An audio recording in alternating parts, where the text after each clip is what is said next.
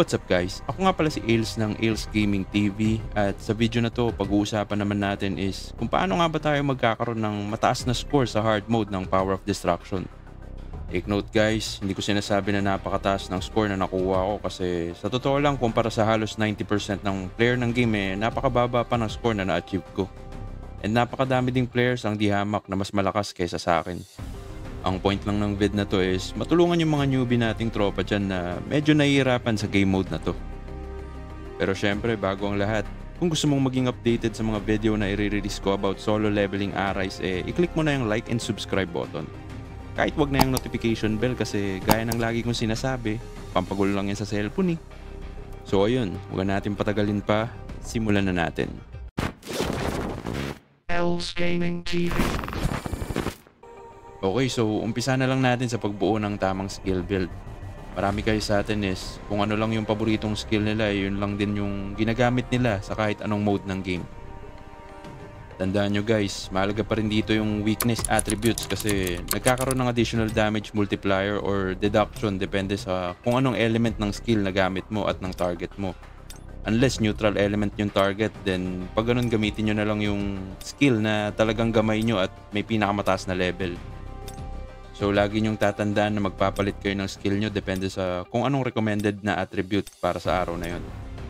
Example ko na lang is tuwing fire element ang recommended attribute, ginagamit ko tong wildfire at crossers dahil pare silang may decent fire damage at mga additional effects na mas mapapataas pa ang damage output ko. Next is yung shadow step. Sa totoo lang, kahit saang mode ng game, as long as magagamit mo si MC, recommended na i-spam tong shadow step since mababawasan ng 60% ang defense ng kalaban natin once tumama ang skill na to. Napakalaking dagdag sa damage output nito kaya lagi nyong i-aim na magamit yung skill na to. So para mas madali mga bro, maglalagay na lang ako ng raw vid explanation para mapaliwanag ko yung actual na pwede nyong gawin once na nasa mismong laban na kayo. Okay, so itong vid na to guys, kanina ko lang to ni-record nung ginamit ko yung attempt ko sa Power of Destruction. So hindi ko kasi na-record yung team 1 ko and etong run na to is yung second team na. So ang gamit kong mga hunters is yung mga hindi na na-level up. Pero hindi rin naman gano'n nagmamatter yun since madalas one hit lang din naman yung mga kahit mga main hunters natin dito since napakalakas nga nitong hard mode. And so, papakita ko dyan. Ayan guys, lagi nyong gagamitin yung extreme evasion. Itong skill na to kasi magkakaroon siya ng debuff na minus 60% defense within 15 seconds ata. So, napakalaking tulong yan para sa damage output natin. Hanggat maaari, huwag kang magpapawala niyan. Isa pa guys, dito nakita nyo, dineploy ko agad yung shadows ko. Napakalaking bagay din yan na ide-deploy mo agad yung shadows since kailangan magamit mo siya ng magamit within 4 minutes . Ayan pa guys, kung nakita nyo, nag-extreme evasion ako ulit pero hindi ko siya agad ginamit dahil hindi pa nakalapag yung kamay . Bali, kung gagamitin mo kasi siya agad, balik natin ng onte. Kung gagamitin mo agad yung extreme evasion mo, ayan, lumabas na siya. Pag ginamit mo na siya agad dyan, hindi naman tatama sa kamay so hindi mag-a-apply yung debuff. So, ang kailangan is, hintayin mo munang lumapag yung kamay, then saka mo siya gamitin. Ayan, nung lumapag, ayan, nakita nyo, lumabas uli yung debuff. Then, nag-ulti na ako agad since gamit kong set is yung parang mas mabilis makapag-ulti. Hindi ko alam kung anong pangalan. Basta yung set na yon. So, as much as possible, minamaximize ko siya lagi. And tuwing cooldown niya, ginagamit ko na agad. Ayan, wag lang kayong papatama dun guys kasi minsan one hit yun. Sobrang lakas talaga nung damage nitong hard mode. Dito guys, ang tip ko pala rito is once na makita nyong lumabas yung apoy, maghintay lang kayo kahit ng 1 second saka kayo mag-dash. Kasi yun yung ginagawa ko . Parang meron siyang onting delay lang. Lalabas muna yung mga apoy saka yung bago yung damage. So ayan, tingnan nyo muna maigi. Ay, balik pa unin natin. Ayan, makikita nyo dyan. Lumabas yung apoy saka ako nag-dash. Kasi parang meron siyang onting delay. So yun, marami ding nabibiktima yun. Itong breath naman, napakadali ng iwasan yan kung tutuusin. Mabagal naman kasi yan. Dito guys, pag nakita niyong babugan na ng ganyan, tumakbo na muna kayo sa malayo kasi kung iiwasan niyo yan dito sa malapit, siguradong tatamaan kayo dahil sobrang laki nung fireball eh. So layo muna kayo onte, then hintayin niyo yung dalawang buga. Pagka dalawang buga na, bumalik na kayo, tumakbo na kayo pabalik dun sa previous position niyo. So ayan. Isa, dalawa, then balik, isa, dalawa. Tapos balik na kayo uli dun sa kamay para mabawasan nyo na uli. Spam lang kayo ng spam ng attack hanggat pwede. Then pag makaka-dash, makaka-extreme evasion uli. Then spam ng shadows. Huwag nyo lang titigilan guys. Talagang kailangan atakihin nyo na atakihin para kahit papano malaki-laking points yung makuha nyo. Dash uli. Hintayin yung kamay. Saka mag shadow step. Then ulti. Bago ang pinaka-recommended din guys is mag-ulti ka once na tumama na yung shadow step mo para at least meron kang debuff dyan. Dash uli. Atake lang ng atake. Then ito na naman yung delay. Saka ka mag-dash once na lumabas na yung apoy. Then shadow step. Spam lang ng damage.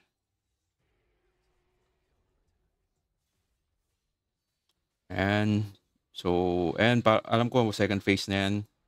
So hintay na lang natin lumapag yung golem. Dito wala ka naman talagang magagawa. Kung tutuusin kasi hindi kaya ng damage natin unless pay to win yung character mo. So bawas-bawas ka lang. Kuha-kuha ka lang ng onti pang points. Pero technically mamamatay ka rin dyan since one hit talaga to at pag hindi mo napatay yung golem is titira siya ng dragon breath tapos one hit lang talaga. And hindi mo siya pwedeng i-dodge or ano. So ayan. Nakita nyo, ginamit natin yung essence natin, yung HP recovery. Huwag muna kayo lalapit dyan guys ha. Yung pa pala isang tip dito. Pag nakita nyo lumapag na, huwag nyo muna lalapit kasi papalo pa ng isa yan eh. Once na lalapitan nyo yan at basag yung buhay nyo, siguradong patay kayo agad dyan. So hintayin nyo muna siyang mag-animation na parang aatake na uli bago kayo lumapit. So ayan, papakita natin uli. Ayaw mag-play Play natin. So ayan, di muna ako agad lumapit. Sinamon ko yung shadows. Bago ako lumapit, chinek ko muna. Then yan, pwede na ako lumapit since atake na. Ayan guys, hindi ko dinudge kasi hindi ako sigurado kung matatimingan ko. So okay lang naman yun guys. Pag sa tingin mong hindi ka aabot or mamamali ka ng timing, kaysa i-risk mo yung points mo and magpaulit-ulit ka na maraming beses hanggang mapagod ka okay lang naman magmintis ng ilan. Hindi naman kailangan sobrang perfect ng run mo para makakuha ka ng mataas na score dito So dito pala guys, ulitin lang din natin, ipapaliwanag ko rin pala. Isa pa tong magandang tip. Ayan, etong atake na to, napakaganda niyan pag meron kang ulti kasi pagka-dash mo niyan, shadow step ka, nag-apply na yung debuff. Pagka-apply ng debuff, saka ka mag-ulti, tatamaan yung dalawang kamay niya since magkadikit yan kita nyo magkadikit yung kamay. Titignan nyo yung HP rito guys Parehas nung kamay na babawasan. So ibig sabihin, mas malaking points yung makukuha mo kumpara sa isang kamay lang yung tatamaan ng ulti mo. Dash uli. Spam lang ng atake. Huwag kang magpapatama dun guys lalo na kung second phase na kasi pag tinamaan ka talaga dyan, tapos na yung run mo. So sayang naman yung extra points, may ilang seconds pa. Spam lang ng extreme evasion, dodge. Dito guys, naka-dark lang pala ako kasi wala na, neutral element lang naman yung hard mode dragon ngayon. So kahit anong skill na prefer nyo, kung ano yung pinaka okay na pang, anong tawag dyan, yung pinaka build nyo na mas na gamay kayong gamitin, okay na okay lang yan. Since hindi naman tayo magtitingin sa weakness or since neutral yung dragon mismo. Dodge, 3 seconds, may ulti na, 15 seconds na lang. Ayan, ang maganda dyan, kaya maganda yung i-spam nyo yung ulti nyo kasi at least kahit paano makakailang points kayo kung may i-spam nyo siya ng ilang beses. Okay. And dodge ulit. Okay, damage. Ayun, natapos na. So, ang points ko atang nakuha dito is around 5M lang. Since yun nga, yung mga level 25 na SR hunters lang yun bit-bit ko. So, ayun, 5.3M. Kahit papaano, pwede na. And talagang mga SR hunters lang, hindi ko pa na-level o kung ano. Pero okay lang naman yan. Ang mahalaga is yung Sung Jinwoo mo, yung paggamit mo ng Sung Jinwoo mo is maayos and nadadodge mo lahat, nagagamit mo yung extreme evasion, na i-spam mo yung skills mo and ulti. Yun naman ang pinakamahalaga dun.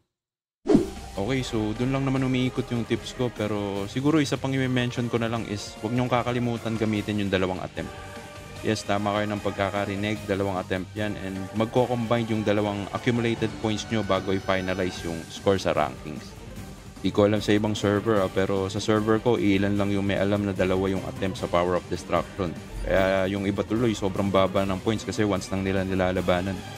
Dagdag ko na din pala is yung sa difficulty. Marami kasi nalilito paano nagiging hard mode yung Power of Destruction nila. Sabi nung iba, based sa total power, yung iba based sa level mismo ng MC mo, then yung iba dahil sa previous score mo. So actually, ang sagot is andito lang naman sa game guide nila. Ayan, nakalagay, the difficulty of next season will change depending on your record in the current season. So ayun, na-confirm na natin na base nga yun sa points, and once na nasa hard mode ka na, hindi na bababa ulit yung difficulty mo. Pero good thing naman yun kasi sa totoo lang, mas enjoy labanan tong hard mode dahil talagang mamali ka lang ng hakbang patay ka talaga. Sa akin kasi mas enjoy yung mga ganong modes dahil mas nakaka-challenge. So ayun, doon na nagtatapos ang video na to. Sana kahit papaano nakakuha kayo ng onting tips para mapataas yung points nyo sa Power of Destruction. Maraming salamat sa panonood, mag-iingat kayo palagi at huwag kayong mawawala. Hanggang sa muli nating pagkikita, paalam!